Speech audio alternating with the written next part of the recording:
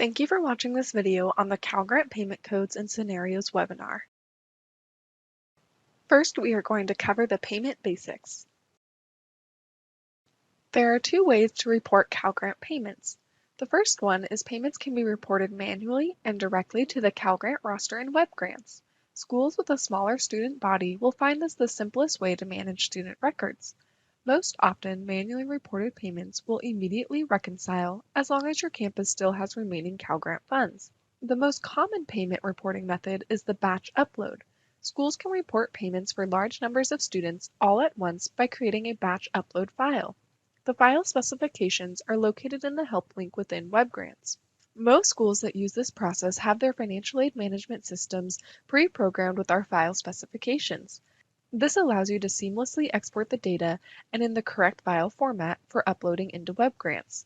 It also allows users to import the resulting grant roster data file, which is a feedback report that is generated post-upload after weekend processing. All payments reported during the week are reconciled during the weekend. The payment reported will remain in an AP, accepted payment, or AA, accepted adjustment status until weekend processing. Then the accepted payments and adjustments are processed during our weekend reconciliation process. Once the reconciliation process runs, AP will change to RP for reconciled payment, and AA will change to RA for reconciled adjustment. Now we'll look at payment and adjustment policies. Every campus is required to develop and follow their own policies on its financial aid practices, as stipulated in the Institutional Participation Agreement between your college and the Commission. Here are some general rules of payment policies. A student's enrollment status is locked in at census for payment. Census may be known as the freeze date or the add-drop date on your campus. Payment should be dispersed based on enrollment status at census date or its equivalent, and institutions should follow their policy regarding census dates. The general payment guidelines are as follows. If the initial payment is made before census, schools should use students' current enrollment status at that time. If this method is used, schools must reconfirm that students' enrollment status is still the same. If the enrollment status has changed, the school will need to update this information in WebGrants and adjust payment accordingly. At census and after census, schools should use the enrollment status at their census date to determine payment. After census, due to extenuating circumstances, results in a student being added to a school's roster late or becoming eligible for payment later in the school year. In these situations, schools will use the enrollment status at the time of payment. These situations include the competitive recycle, verification being completed late, a late school change initiated by the student or CSAC. If payment is made after term completion, the school will use the enrollment status at the time of the completed term. If the student is taking a late start class, then the school must have a secondary census date specific to those late start classes and programs. Secondary census must be applied consistently for all students in that program. Now we will review repeat coursework. When a student repeats a course, they may use their Cal Grant funds to take the course as many times as needed until successfully passed. Cal Grant funds may be used again to retake that course just once after the course has been passed. In regards to refunds, institutions are required to establish and maintain a written refund policy that includes the Cal Grant program. Just like Return to Title IV funds, your refund policy should specify how the refund is calculated and how to determine the portion of Cal Grant funds to be returned to the Commission. If you determine a student is eligible to keep the funds, the school will need to adjust the enrollment status that charges the least amount of eligibility but will still allow for the determined dollar amount to be paid in the system. The dollar amount cannot exceed the tuition charge, nor exceed the adjustment amount for enrollment. Let's take a look at an example on the next slide. In this example, the final tuition charges at a CSU after a term refund is $2,000, so TT for 3/4 time attendance and a manual payment of $2,000 would be reported, since it is in between the half-time and the 3/4 term amounts, but does not exceed the 3/4 time amount of $2,153. The Web Grants roster requires a payment or another transaction to be reported every term. Let's go over the payment and adjustment codes. Here's the display roster in the new system. You can find all of the adjustment and payment codes on the landing page of the roster. If you click on the information icon, the list of codes will display. There are 5 payment codes that schools can report and 4 additional adjustment codes that are auto-reported on the roster to reflect accepted payments and adjustments and reconciled payments and adjustments. Let's go over a few of the most common. PD equals paid full time. The PD code can be used to pay the maximum term amount. It's a quick pay option. You can use this code when you are paying a student for full-time attendance and the student is receiving the full benefit, meaning tuition and fees and access depending on their grant award. SC equals school change, and you will use the SC code to bring a student who is attending your campus to the Cal Grant roster. It's important to note that when a student is moved onto your roster using SC, this does not update their ISER or Cal ISER data. So if the student did not list your school on their FAFSA or DREAM Act application, they will also need to update their application so that your school receives the ISER or Cal ISER data before being able to report payment. NA is not in attendance. Not in attendance is to be used with students who are not enrolled at your school and have not indicated that they will be enrolling later in the academic year. When you report the NA status, the student's record is moved to the Not in Attendance section of your roster, so you will no longer see the student on the CSAC standard roster. This will also generate a notification to the student advising them that the college reported that they are not in attendance and to report a school change if attending a different school. YA is used to report students that are in attendance at your school, and it reverses the NA. It moves a student from the not in attendance section to the eligible section after the weekly process. IT stands for ineligible transfer and reports transfer entitlement ineligibility. This is only visible for BDGI schools, and the award is withdrawn immediately. You will use the NA code when students are not in attendance at your school and have not communicated that they will enroll in a future term during the academic year. NA moves the student to the not in attendance section of your roster. NA is used to report students as not in attendance for the entire academic year versus at the term level. Students who enroll in a future term after NA was reported can be brought back to your roster with the YA code. As with most transactions, payments can be reported after the YA code is reconciled over weekend processing. There are 15 payment adjustment codes to choose from on your roster. I will highlight the most common codes. FT, TT, and HT stand for full-time, 3/4 time, and half-time. You will choose the appropriate adjustment code based on the student's enrollment status. If choosing TT or HT, the payment field will auto-populate with the prorated amount and eligibility will be deducted based on the enrollment level reported. The less than half-time code, LH, along with the $0 payment, should be used if a student is attending less than half-time. Students attending less than half-time are not eligible for payment. The leave of absence code, LA, can be used when a student is taking a break from school or when a student does not want to utilize their Cal Grant funds. LA can be used for a maximum of 2 years during the life of their grant. We will provide additional instruction on proper use of LA on the next slide. A student can also go into their Web Grants for Students portal and place themselves on LA for a term. Here's a quick reference to help determine if LA or another code should be reported. When a student is awarded a Cal Grant, a transaction must be reported for every term. So if the student begins attending in winter or spring terms, you would first report LA retroactively for fall term before the roster will allow you to report payments for the winter or spring terms.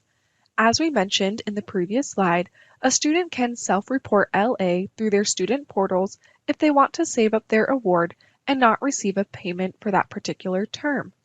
Leave of absence should not be reported if the student is not in attendance. Instead, report NA. This moves the student to your not in attendance section of the roster. The student also receives a notification stating that the school reported the student not in attendance and reminds the student they need to report a school change if attending a different college. Also, do not report LA if the student is not maintaining satisfactory academic progress or SAP.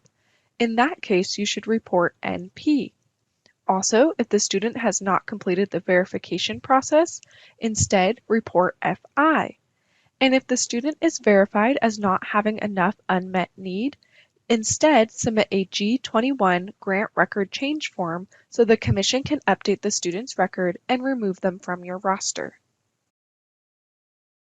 The O codes are used when a student has a temporary source of outside funding, such as a scholarship for a single term or academic year, which reduces his or her need for that year. When using the O codes, you will report the enrollment level and the corresponding dollar amount. For example, if a student has no financial need or chooses to not use their Cal Grant award for a partial payment, you will report $0. When reporting a $0 amount, the student will not utilize any eligibility on their Cal Grant. FI is used when you have a student who is in attendance at your institution, but you are unable to confirm award eligibility due to missing documentation that the student must provide. We'll look at the FI code more on the next slide. You can use the IG code when a student is an ineligible program for the specific grant they have been awarded. For example, when a student who is awarded a Cal Grant C is not enrolled in an appropriate vocational or technical program, IG withdraws the student's award. We will review the code more in a couple of slides. Let's take a closer look at the FI File Incomplete code. This code was designed at the request of schools and is used to report a student who is in attendance at your institution but is missing documentation. An example of this would be residency verification. Once the student provides the needed documentation and is eligible for payment, you will replace FI with another adjustment reason code, such as FT, TT, or HT, instead of a payment code such as PD. The key point to remember is to only post FI if you know that a student is in attendance at your campus, because reporting FI also prevents other schools from applying payments. IG stands for ineligible for grant. The IG code withdraws a student's award because you are essentially reporting that the student is ineligible for a Cal Grant based on their program not meeting the requirements. Either the program type or the program duration and length do not qualify. For example, a student was awarded a Cal Grant C based on the information they provided on their FAFSA, but then your school determined that the student was not in a vocational, occupational, or certificate program. That student is ineligible for a Cal Grant C based on their program type, so you will report the information in Web Grants using the IG code. Another applicable use of IG is if the length of the program does not meet the requirements. For example, a Cal Grant A awardee only enrolled in a one-year program is ineligible because the Cal Grant A has a minimum program requirement of 2 years. Here are the additional adjustment reason codes. Use the LD code to report when a student is in loan default or grant repayment. Use the TV code to report when a student is ineligible for fifth-year benefits in a teacher credential program. You can use the NP code for a student who is not making progress. This code indicates the student is not maintaining satisfactory academic progress, and each school will have its own SAP policy. Not meeting SAP means a student is not eligible for a payment for that term. The Commission does not withdraw an award when NP is reported. It takes 3 consecutive terms of NP being reported before an award is withdrawn. So if a student does not meet SAP for 2 terms, but then improves and receives a payment for a term, the SAP counter will reset. The NS code is used to reverse a payment reported, and the SR is used to report the last payment of a graduating senior. The SR payment code is used to report the last payment of a student's Cal Grant when they are ready to graduate. Since this code is specific to bachelor programs, only schools offering bachelor degrees will see this code.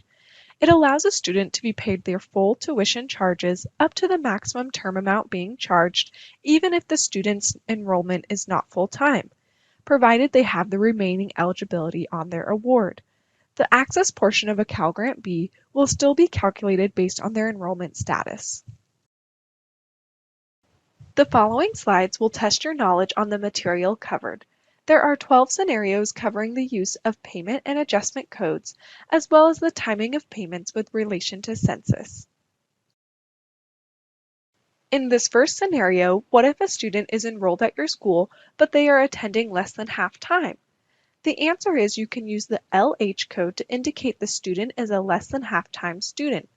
The Commission will notify the student that they must increase their enrollment to at least half-time in order to receive a payment. For this second scenario, a payment was reported for a term, but it needs to be backed out. What payment code should you use? The answer is to use the NS code. In this case, the student did not attend your school for the reported term or a payment was made in error. What if you report a student's last Cal Grant payment and withdrew the student, but you later determine you need to make an adjustment? You should call institution support so the Commission can reinstate the award for you. Once reinstated, you will be able to go into the roster and make the adjustment. What if another school reported FI? The student is now attending your campus and is eligible for the payment, but the FI transaction does not allow you to override it. In this case, you would contact the other school to remove the FI code. This will allow you to process your transaction. If the school that placed the code is non-responsive, you can contact our school support unit for assistance with removing the code. What if a student graduates before the first disbursement date? In this case, you can report SR and post a $0 payment. The Commission will send the student a withdrawal notification. Since they have graduated, they are no longer eligible to receive Cal Grant payments. What if a student is not enrolled and you would like to remove the student from the active roster? What code should you use? You would use the NA Not in Attendance Pay code. NA moves the student's record to the back of the roster to the Not in Attendance section. If a student who was previously reported as not in attendance, or NA, ends up enrolling, you can bring them back to your display roster by entering the code YA. What if your student has 16.67% remaining eligibility and is attending half-time for the fall? Should you pay the remaining eligibility in full or just half of the 16.67%? And what code should you use? This is a tough one, but the answer is you should pay the student the full 16.67% remaining eligibility and report FT. Posting just a half-time or HT payment of 8.34% for a student with the remaining 16.67% eligibility would prevent the student from fully utilizing their remaining funds. Therefore, in order to allow a student with limited eligibility to fully utilize the award, report FT so WebGrants will calculate the correct payment amount, even though it does not match the attendance level. Please note that WebGrants does not allow a payment if less than 10% of eligibility is remaining, which is why you want to report the full time and use up the entire 16.67%.